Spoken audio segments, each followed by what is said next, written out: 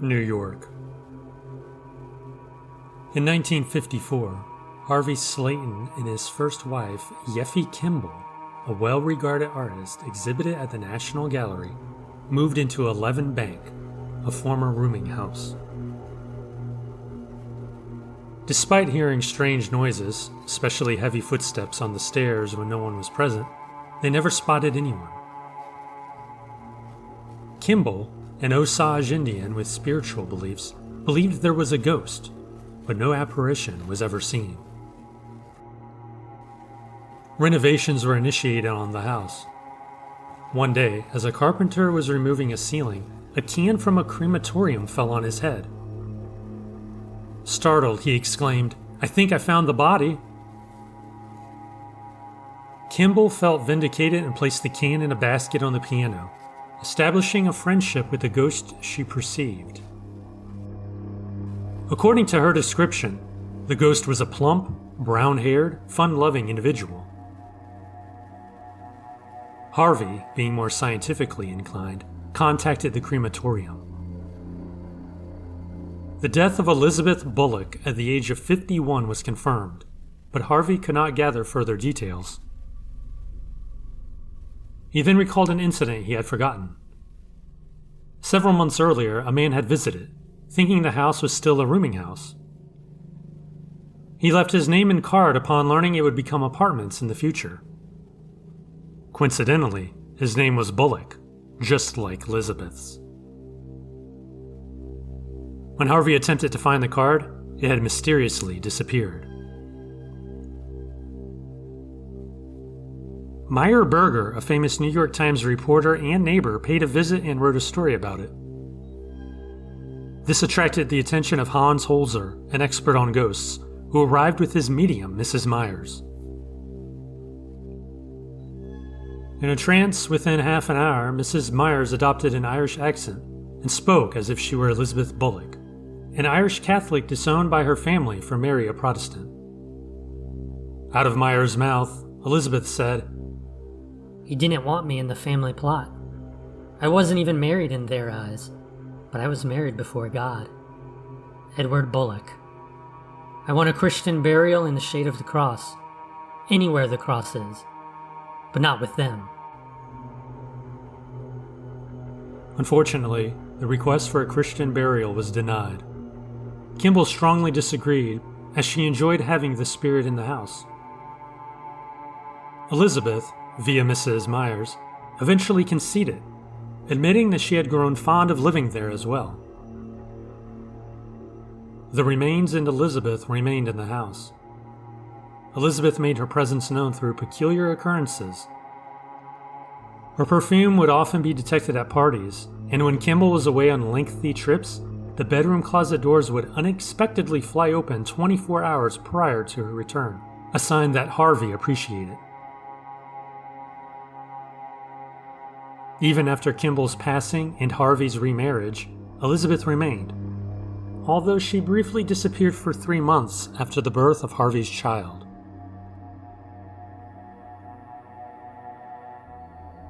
Virginia. Ellen Glasgow, the renowned novelist and Pulitzer Prize winner, was laid to rest in Hollywood Cemetery, with her grave located next to the Confederate General J.E.B. Stuart. However, according to many beliefs, her spirit continues to reside in the Richmond home where she lived and wrote for over 50 years. After her passing, her home served as a university center and living quarters. Numerous students and scholars have experienced a sense of otherworldly presence within its walls. Some have reported hearing footsteps or the ringing of a long disconnected buzzer that Glasgow used to summon servants. In one remarkable encounter, a student resident claimed to have returned to the house one evening only to find the unmistakable apparition of Glasgow herself waiting for him on the landing of the staircase. This encounter frightened him to such an extent that he fled and never returned to retrieve his belongings. Glasgow herself wrote about her years spent alone in the house, stating that, "Ghosts were my only companions." She meant this statement quite literally, and detailed a chilling encounter with a malevolent force in her autobiography, The Woman Within. It appears that even in her eternal sleep, Glasgow remains the spirit residing within 1 West Main Street, where her typewriter's faint clacking can still be heard on occasion, echoing into the night.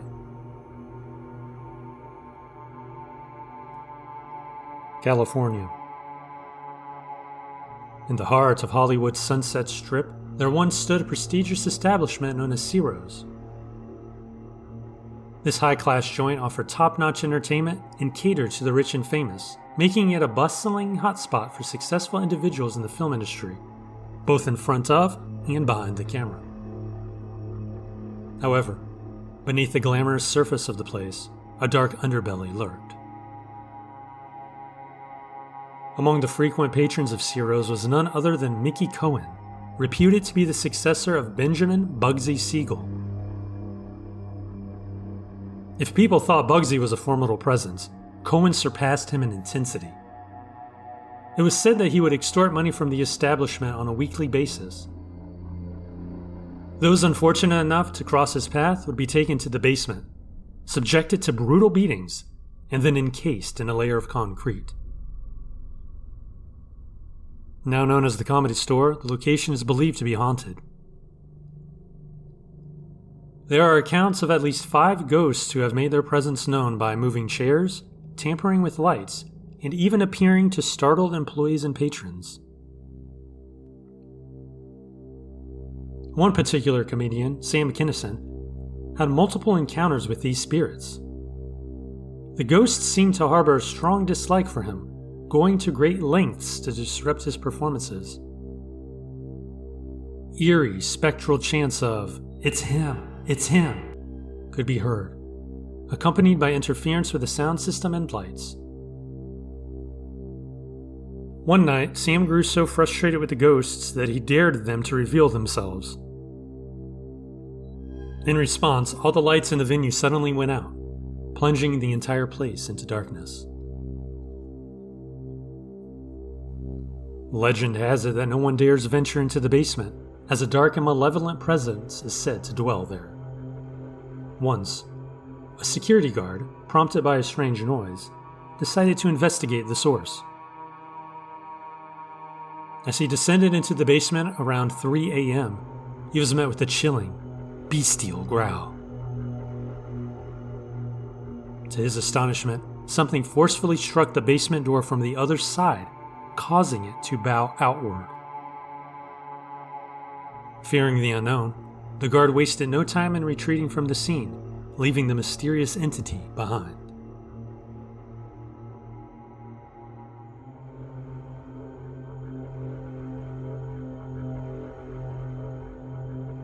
For the past decade, I've indulged in a peculiar hobby of mine, staying at haunted bed and breakfasts. Most of the time, the tales of supernatural encounters and eerie happenings turn out to be greatly exaggerated or entirely fabricated. However, every once in a while, I stumble upon some truly extraordinary experiences. One such occasion took place in Key West, Florida, at a charming bed and breakfast called Marrero's. It was approximately 3 a.m. The entire house was enveloped in darkness. All the lights had been switched off in the quaint 13-bedroom establishment.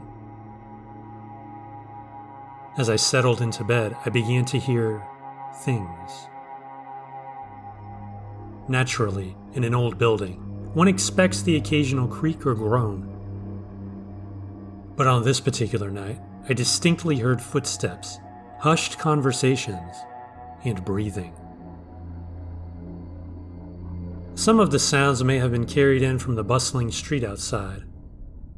However, the breathing, that was different. In the stillness of the room, I could discern an irregular wheezing, akin to the labored gasps of an elderly individual whose lungs have been ravaged by disease. Still, I brushed it off as the settling of the aging wooden structure due to the cooling temperatures of the night. By now, it was around 4 a.m., but I was wide awake. Suddenly, an immense weight pressed down upon my chest. It felt as if someone was sitting directly on my ribcage. I couldn't sit up, I couldn't move, I couldn't breathe. Out of nowhere, a whispering voice caressed my ear. It was unmistakably feminine, softly uttering a word in a tone that suggested lips pressed against the side of my face. Then, the pressure on my chest vanished. I jolted upright in bed. I switched on the lights, checking if my companion was awake and had witnessed the strange occurrence. The next morning, I recounted the events to my girlfriend, who, due to her deep slumber, had missed the entire episode. In an attempt to detect any signs of paranormal activity, I placed my keys in a circle on a plain sheet of white paper before retiring for the next night. I was disappointed the next morning. They remained undisturbed. And that word, the word that was whispered into my ear, I couldn't identify it as anything in English. I'm puzzled to this day. Since that incident, I have returned to Marrero several times in the hopes of gathering further evidence of supernatural activity. Unfortunately, luck has yet to be on my side. Nevertheless, I remain determined to continue my quest, eager for any future encounters that may shed light on the mysterious occurrences within those old walls.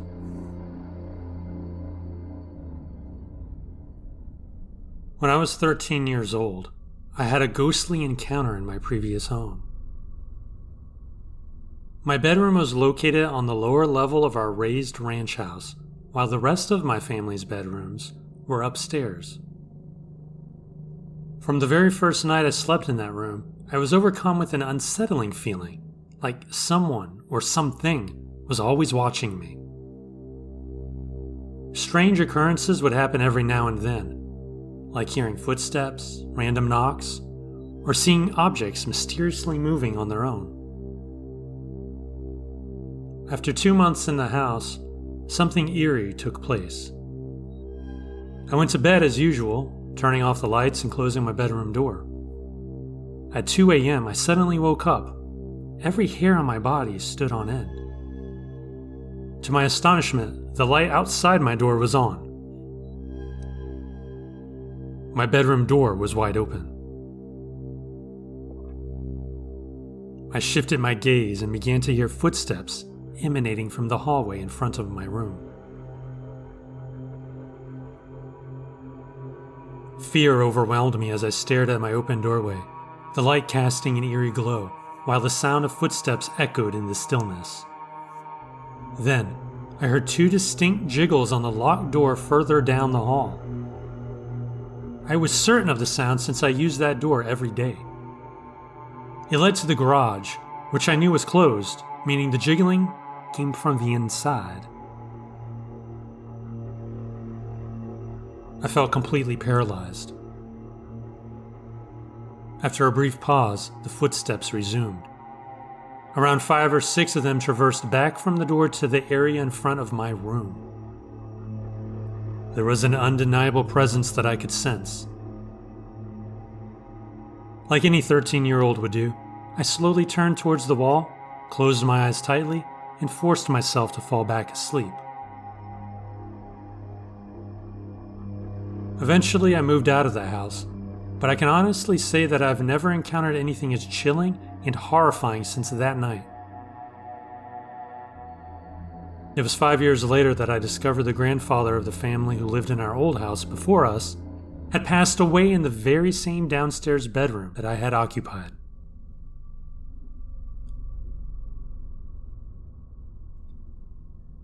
My friend James rented a house immediately after the previous tenant passed away. The circumstances were unusual because James's wife, who works as a paramedic, responded to the previous tenant's 911 call when he suffered the heart attack. Unfortunately, despite their efforts, the man's condition worsened and he passed away before reaching the hospital. Given the circumstances, James and his wife were able to quickly secure the rental from the landlord. From the moment James moved in, he claimed that the house was haunted. I was skeptical when he told me about them because I had only recently met him through his brother, whom I had known for a while. However, since my fiancé was friends with James's wife, we were invited over for dinner one evening. James once again recounted his encounters, assuring me that I would witness strange phenomena. I felt like being in the audience of a magic show, where my task was to figure out the tricks behind the illusions. I anticipated James repeatedly pulling tricks, and I was prepared to expose them throughout the evening. To my surprise, the lights in the house flickered rapidly, even when no one was near the switches. I brushed it off as a faulty breaker, but James simply shrugged it off.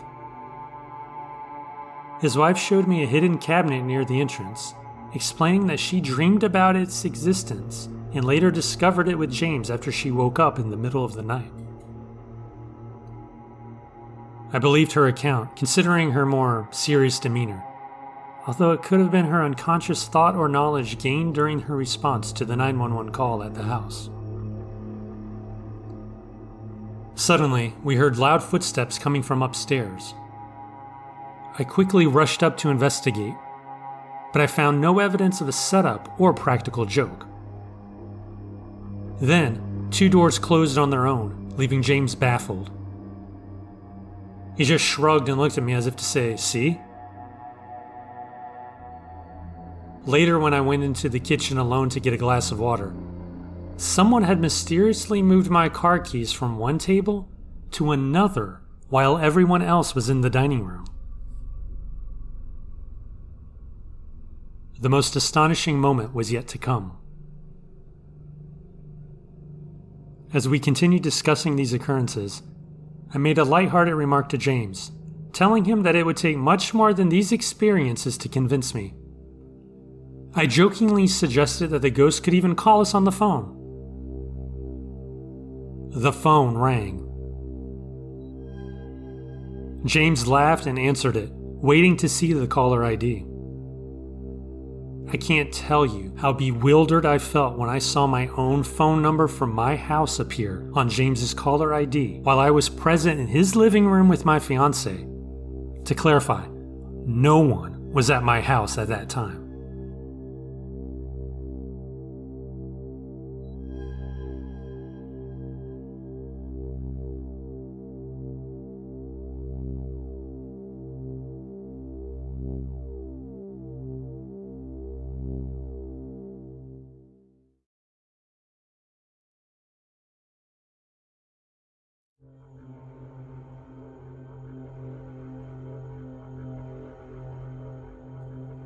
I had the opportunity to stay at a bed and breakfast in New Mexico, just outside the Apache Indian Reservation.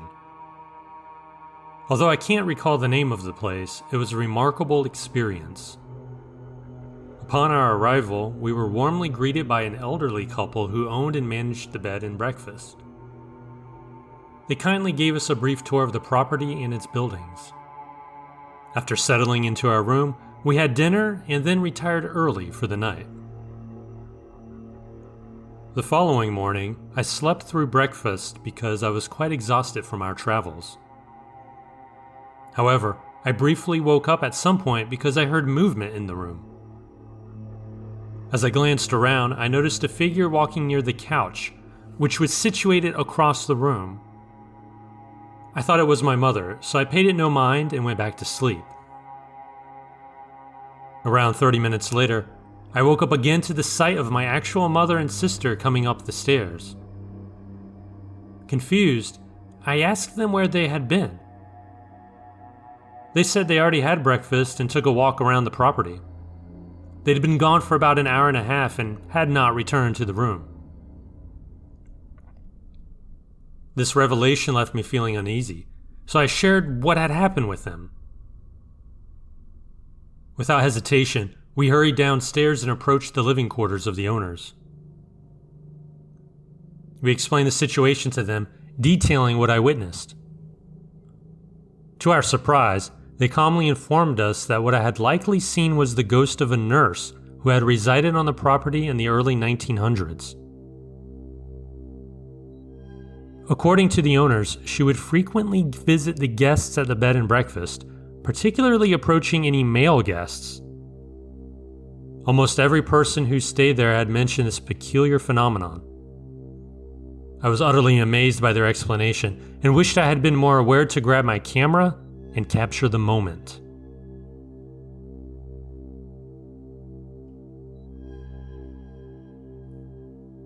For a couple of years, my mother, sister, and I lived in an ancient house that had 3 incidents which defied simple explanations. The first incident happened when I returned home from school one day. Being alone, I entered the bathroom and, while seated on the toilet, the partially open bathroom door suddenly slammed shut. I considered the possibility of it being a result of air pressure since the place was drafty. However, what baffles me is how the door locked itself. It had an old-fashioned deadbolt style lock that required a specific antique key with a long stem. We never had the key. Plus, I even slammed the door countless times without it ever locking. After several hours trapped in the bathroom, a neighbor came over to try to pick the lock. When his attempts failed, he resorted to breaking down the door. He kicked it once, and just as he was preparing for another strike, there was an audible click, and the door swung open. The second incident involves a figure that multiple people, including my mother, sister, a babysitter, the homeowners, and myself, witnessed. It appeared to be a tall woman in a full-length dress with straight, long blonde hair. My mother spotted it first, once in her bedroom and another time in the living room during broad daylight. She kept quiet about it since the rent was cheap. The babysitter, who was also a family friend, reported seeing a woman sitting on the porch swing through the living room window, but when she stepped outside, there was no one there.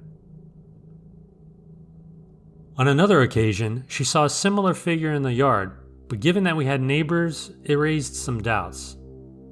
As for me, I encountered this figure when I woke up to find someone standing beside my bed. Surprisingly, there was no creepiness or fear, just a lady standing there. However, there was a distinct chill in the air. She turned and left, and assuming it was my mom's friend Sue, I got up and went into the hallway only to find no one there. When I woke my mother and mentioned it, she informed me that Sue wasn't staying with us that night. Since it happened at 5 a.m., I stayed awake afterward, making me doubt it was merely a dream. It wasn't until a year after we moved out that my mother broached the subject of a possible ghost. As she described what she had seen, it matched my own experience. We then spoke to others who had stayed with us, including the babysitter, and their descriptions aligned with ours, without any prompting from my mother. Even the homeowners, who were friends of my parents and from whom we were renting the place, admitted to considering it haunted when we asked them a couple of years later. They refrained from mentioning it at the time, thinking they were just imagining things. They described the ghostly figure as a tall blonde woman. The third and final incident had to do with the basement. The house had an overall eerie atmosphere that couldn't be easily dismissed as poor architecture or budget decor. People felt an unexplained sense of dread when inside. The temperature was always cold, regardless of the time of year. During the summer, we rarely needed air conditioning, but in the winter, even with the furnace running at full blast, we had to light a fire in the living room to keep warm. Although the house was spacious, drafty, and old, it had a new furnace, which should have made a noticeable difference. It did not. No one dared to venture into the basement for any reason. I myself never made it past halfway down the stairs. Even my dad found excuses to avoid going down there to check on the woefully inadequate furnace. Mom had the washer and dryer set up in the kitchen to avoid going down there.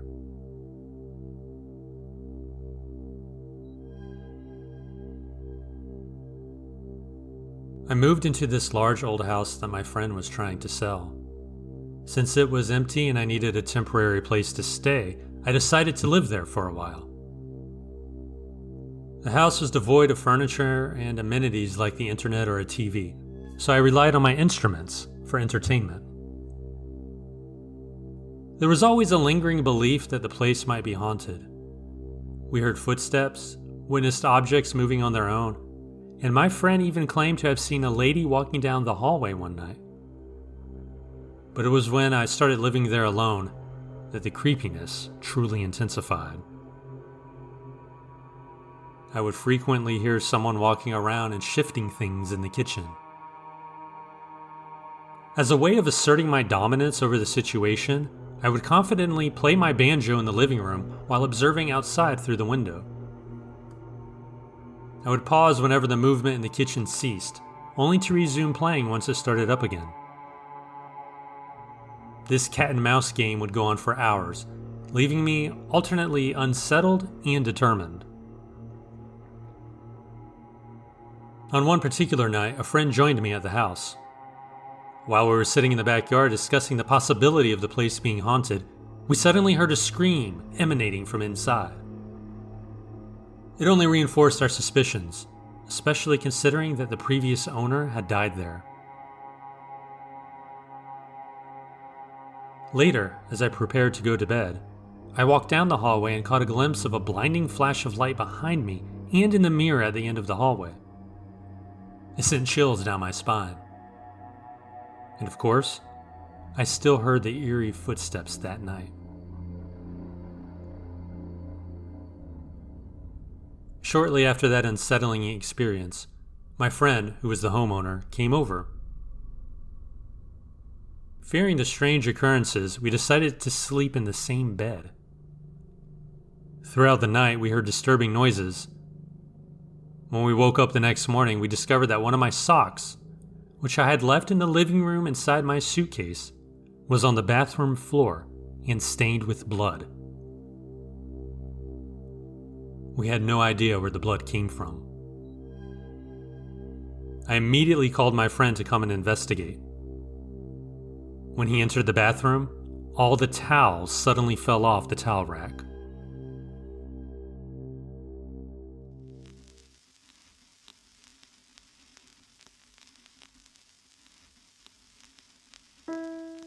When I was 8 years old, my family moved into an old house which was built in 1810.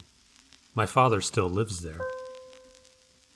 For 9 years, until I was 17, I felt a pressure on my bed as if someone had sat down next to me every night before I fell asleep.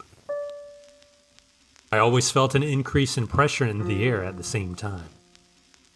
Although I knew this wasn't a common occurrence, I didn't think much about it. However, things changed when I received a cat for my 12th birthday. Each night, the cat would sleep on my bed and suddenly bolt from a dead sleep and glare at something in the doorway before running out of the room. A few moments later, the pressure on the bed would return. While this was a strange experience, I didn't question it much, thinking that maybe my cat was just nervous. I didn't talk about this to anyone, but I started referring to the feeling, or presence, as Charlotte, although I'm not sure why. One summer day when I was 13, an elderly man and his middle-aged daughter visited our house and asked if they could take a tour of the place. They explained that the man lived in the house with his aunt as a boy and later raised his family there. During the tour, my mother asked if they remembered any strange occurrences or stories about the house. The man chuckled and said that everyone who slept in one particular bedroom felt a little unsettled, and his daughter said that she always felt as if someone sat on the edge of her bed at night. Her father used to joke that it was his aunt looking out for them, his Aunt Charlotte. This confirmed what I had never admitted to myself, that I had been experiencing a ghostly presence every night for the past 5 years. Going to bed was never scary or freaky, and I just tried to ignore the feeling when it came. However, one night when I was 16, my parents were going through a difficult patch in their marriage, and I was feeling depressed. After about 20 minutes of going to bed, the cat bolted out of the room, and I felt the familiar pressure on my side. Then, I felt a hand brush through my hair. I ran straight downstairs to my mother, who was dozing in the living room. She asked me what was wrong, and I told her I had a nightmare. I spent a week sleeping in the guest room, and when I went back to my room, I realized that I didn't feel the pressure next to me, but I still felt pressure in the air. I rolled on my back and saw the figure of a woman in her 60s wearing a house dress. Her hair was pulled back in a bun, her arms folded. She was looking right at me, appearing very concerned. When I found my voice, she disappeared. I said out loud, "I don't care if you stay, but I can never see you again." And I never did. A few years later, after my parents divorced, and my dad moved in his girlfriend and her 4-year-old son, I wasn't really surprised when she told me her little boy said a lady named Charlotte told him stories at night.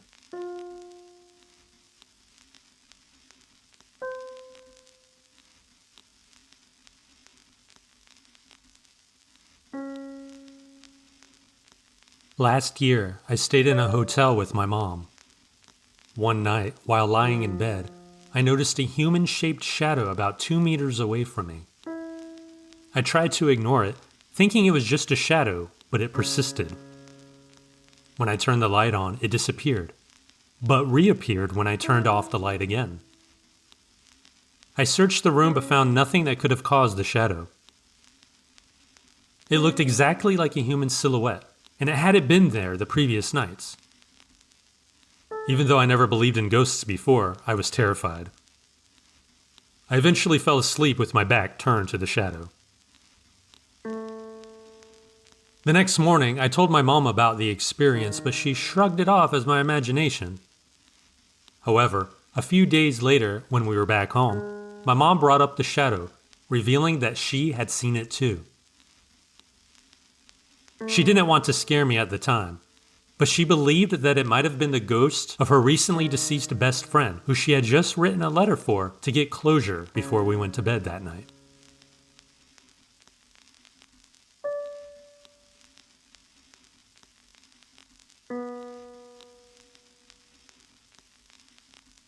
I was working a night shift from 7 p.m. to 7 a.m. at a bone marrow transplant unit with only one other nurse. We had 5 patients, and it was 3:30 a.m. when my coworker came out of room 4. She was startled as the bathroom door closed on her while she was emptying a urinal, causing her to spill urine on herself. She told me that a young man who had been in that room had died a gruesome death. Apparently, he was supposed to be discharged, but one night around 4 a.m., the nurses heard a thump. When they rushed in the room, the man was in the bathroom with his central line out and blood everywhere. Despite their efforts to save him, he died right there. Nobody knows why he pulled his line or what had happened, but the scene was horrific. A few weeks later, an elderly patient was in that same room and asked the nurse if someone had died in there. When the nurse confirmed that it was a hospital and it was possible, the patient replied that she believed a young man had died there because he was talking to her. Later, the nurse found that one of the patient's triple lumen central lines was cut, not pulled out. There were no scissors in the room. The patient claimed that the young man had done it.